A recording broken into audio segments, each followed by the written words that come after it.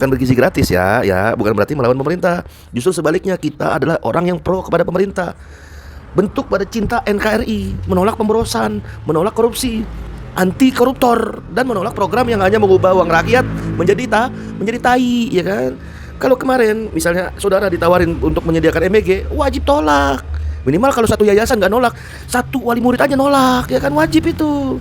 Subscribe media-media Islam daripada kita subscribe media-media maksiat.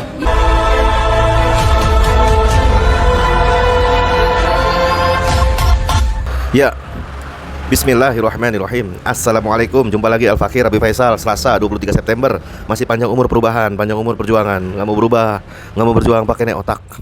Makan bergizi gratis, niatnya sih bikin gratis. Siapa tuh? Pahlawan kesiangan lah, ya kan. Niatnya makan gratisan, hasilnya bikin otak koslet dan perut, ya kan, mencret. Aduh, belum lagi duit boncos.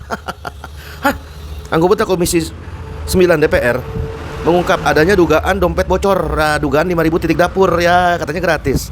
Katanya oke, anggaran negara, ya bocor juga tuh. Kurang lebih 5.000 titik dapur program masakan bergizi gratis atau satuan penemuan gizi yang tidak beroperasi di lapangan. Pret. Dalam rapat bersama Badan Gizi Nasional, badan yang diada-adakan ini, yang baru ini kemarin sore badannya, ya kan. Yang untung ini para pengurusnya, strukturnya dari badan ini, karena program ini makan bergizi gratis.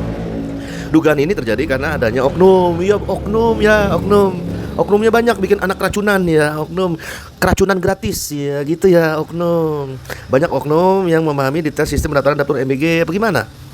Jadi kita harus tolak nih program kayak ginian gak jelas unfaedah ini. Kenapa harus ditolak? Karena ditolak mau menimbulkan banyak mudorot. Nah, ya kan? Nah, yang penting menolak itu bukan anti pemerintah, bukan.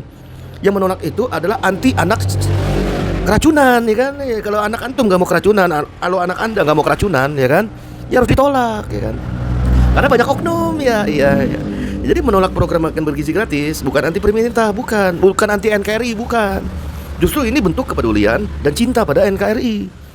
Pemerintah kita yang rela mengaburkan uang rakyat untuk program unfaedah ini yang diduga kuat rawan korupsi. Ya, 335 triliun hanya untuk makan doang, makan. Ini otaknya udah pakai otak.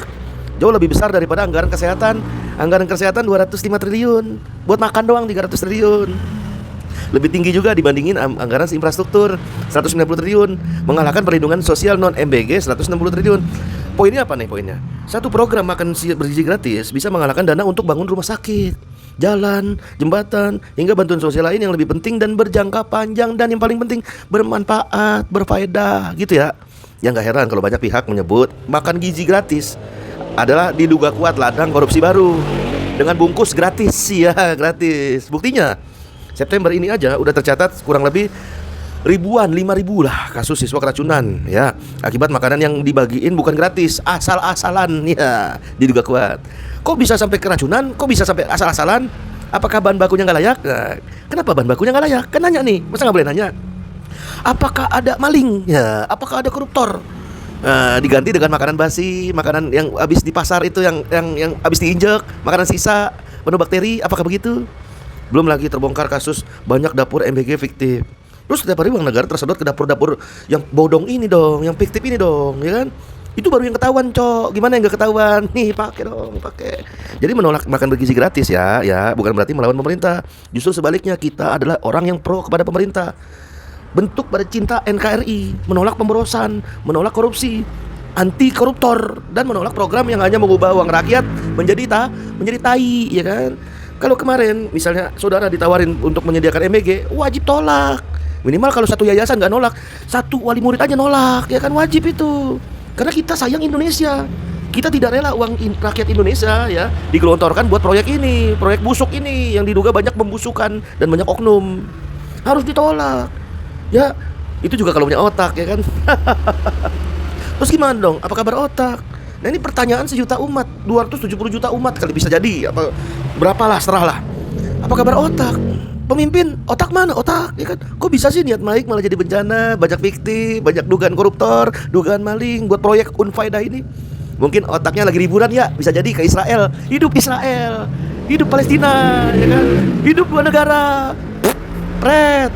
Buat para pemimpin siapa aja ya, nggak sebut nama ya, siapa aja ya kan, mau pemimpin daerah kayak pemimpin lokal kayak pemimpin kecamatan kayak atau apalah, please deh please, jangan cuman modal congor doang, pakai ini nih, pakai otak, jangan modal semangat doang, pakai nih otak ya kan.